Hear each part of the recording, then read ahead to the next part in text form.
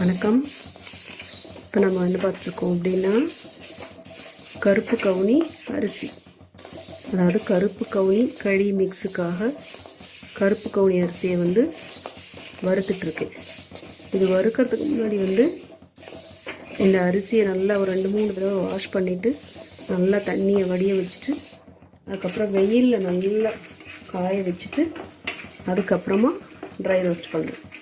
இதோடு வந்து உளுந்தும் அதே மாதிரி கழுவி காய வச்சு நல்லா காஞ்சதுக்கப்புறம் அதையும் ஒரு மிதமான தீயில் நல்லா வறுத்துட்டு அதுக்கப்புறமா தான் நம்ம மிஷினில் கொடுத்து அரைக்கிறது.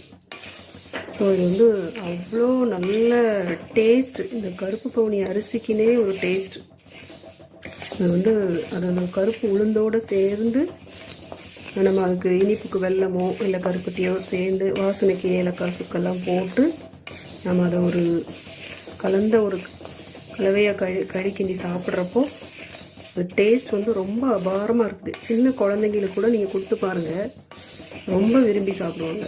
ரொம்பவே நல்லது. இது வந்து வாரத்தில் ஒரு நாள் எடுத்துக்கிட்டோம் அப்படின்னா.